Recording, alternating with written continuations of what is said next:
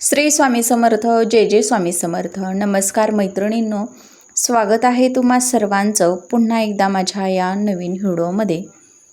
तर उद्या आहे मंगळवार आणि उद्या आलेली आहे माघ दर्श अमावस्या.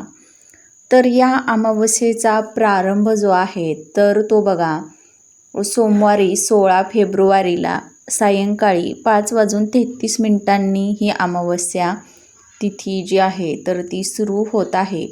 आणि या अमावस्येची समाप्ती बघा उद्या मंगळवारी सायंकाळी 5:03 होणार आहे.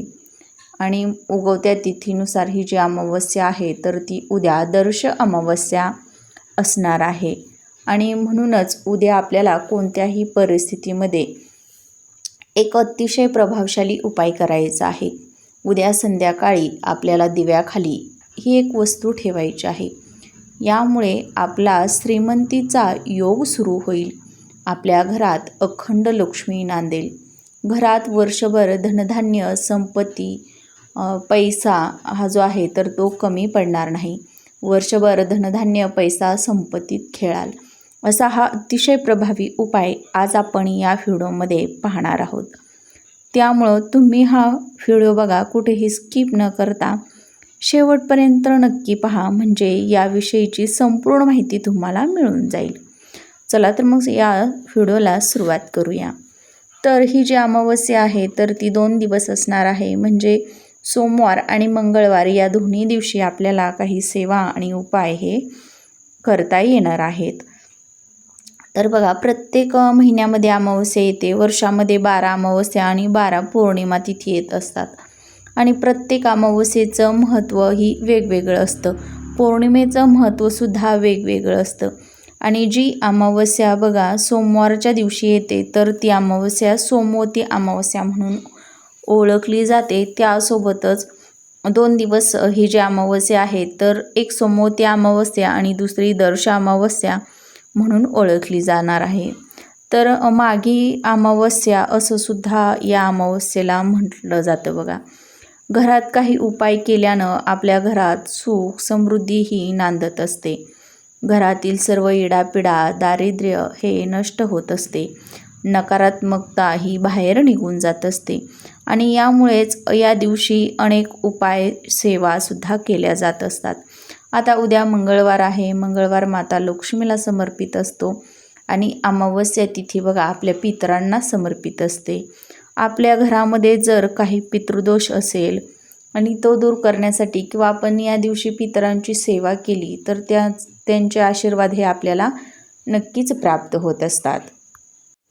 आणि त्यांची कृपा आपल्यावरती राहावी, तसेच आपल्यावरती माता लक्ष्मी प्रसन्न व्हावी यासाठी आपल्याला अमावस्येच्या दिवशी संध्याकाळी दिव्याखाली ही कोणती वस्तू ठेवायची आहे. ही वस्तू ठेवल्यामुळं बघा आपल्या श्रीमंतीचा योग तर सुरू होईलच, पण आपल्या घरात लक्ष्मी देखील नांदेल. पुढील वर्षभर आपल्या घरामध्ये धनधान्य संपत्तीची कमी पडणार नाही.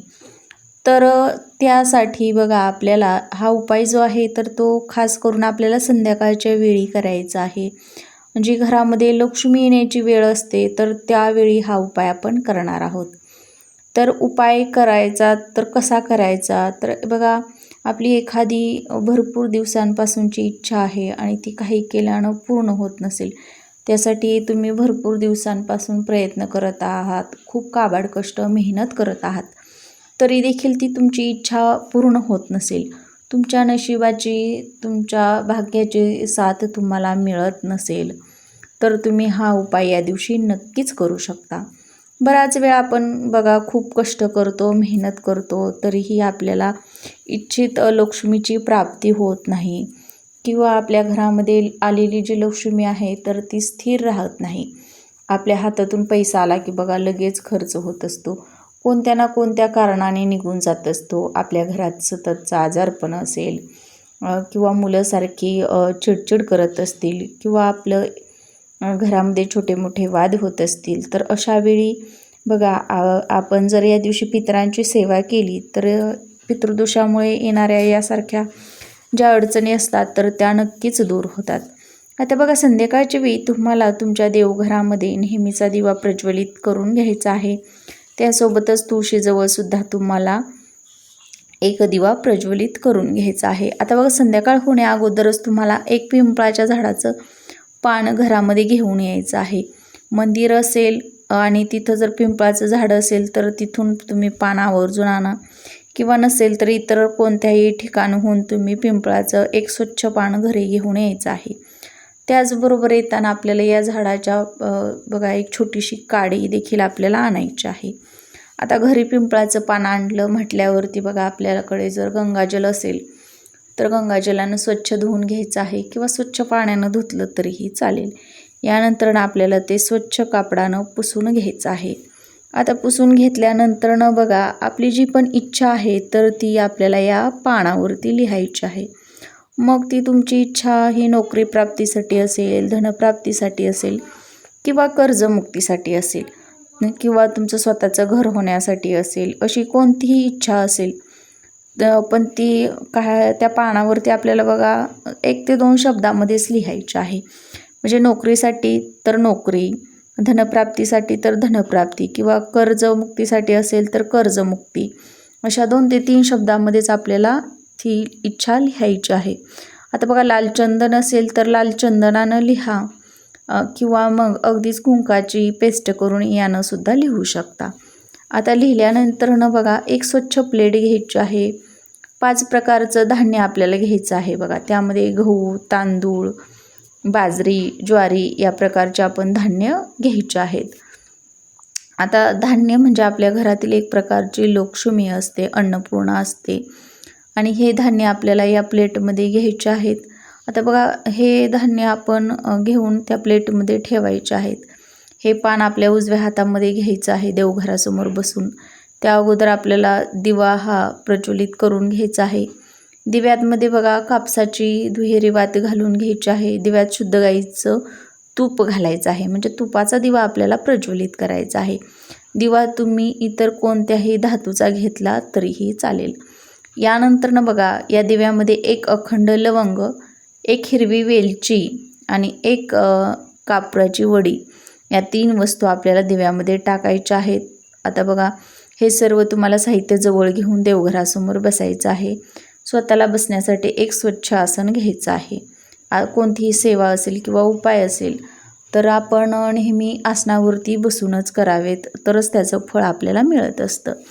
आता हे पान जे आहे तर ते उजव्या हातामध्ये घेतल्यानंतर बघा तुम्हाला एक मंत्र म्हणायचा आहे.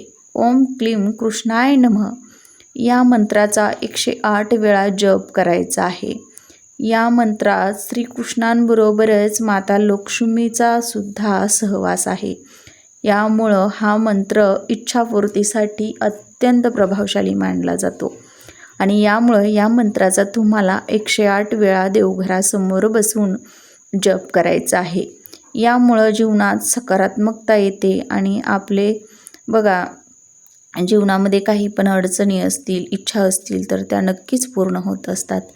त्यासोबतच या दिवशी तुम्ही माता लक्ष्मीच्या बीजमंत्राचा सुद्धा जप करू शकता, किंवा या दिवशी तुम्ही कणकधारा स्तोत्राचं सुद्धा पठण या दिवशी करू शकता, कारण की कणकधारा स्तोत्रसुद्धा इच्छापूर्तीसाठी अतिशय प्रभावी मानलं जातं.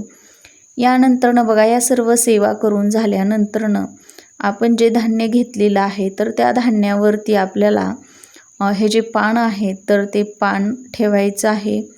आणि बघा हे जे धान्य आहे तर ते त्या प्लेटमध्ये ठेवल्यानंतर त्याच्यावरती पान ठेवायचं पिंपळाचं, आणि त्या दिवा जो आपण घेतलेला आहे तर तो दिवा आपल्याला या पानावरती ठेवायचा आहे. आपली इच्छा यामुळं लवकर पूर्ण होते, माता लक्ष्मी आपल्यावरती प्रसन्न होते, आणि असा हा एक दिवा आपण आपल्या देवघरामध्ये प्रज्वलित करायचा आहे. तर अशा पद्धतीनं आपण माता लक्ष्मीला प्रसन्न करून घेण्यासाठी, आपला श्रीमंतीचा योग सुरू होऊन आपल्या घरात अखंड लक्ष्मी नांदावी यासाठी हा जो एक उपाय आहे तर तो या मंगळवारी अमावस्येच्या दिवशी सायंकाळच्या वेळी करू शकतो. आता बघा हा जो दिवा आहे तर तो रात्रभर तुम्हाला तसाच प्रज्वलित ठेवायचा आहे. म्हणजे दिव्यामध्ये जेवढं तुम्ही तूप घातलेलं असेल तेवढं तूप जे आहे तर ते आपल्याला जळू द्यायचं आहे. दिवा हा आपोआप विझू द्यायचा आहे. आता दुसऱ्या दिवशी आपल्याला म्हणजे बुधवारी बघा, आपल्याला सकाळी आपली देवपूजा करताना या दिव्यातील वात, लवंग, हिरवी वेलची आणि कापराची जी वडी आहे तर ती निर्माल्यामध्ये टाकायची आहे. दिवा स्वच्छ करून घ्यायचा आहे आणि या दिव्याखालचं जे धान्य आहे तर ते आपण पक्ष्यांना खाऊ घालायचं आहे. आणि हे जे इच्छा लिहिलेलं पिंपळाचं जे पान आहे तर ते आपण वाहत्या पाण्यामध्ये सोडून द्यायचं आहे. वाहत्या पाण्याच्या ठिकाणी गेल्यानंतर तुम्हाला दोन्ही हात जोडून तुमची इच्छा मनोमन व्यक्त करायची आहे. ती पूर्ण करण्यासाठी आपल्याला प्रार्थना करायची आहे आणि नंतर हे पान उजव्या हातानं वाहत्या पाण्यामध्ये सोडून द्यायचं आहे.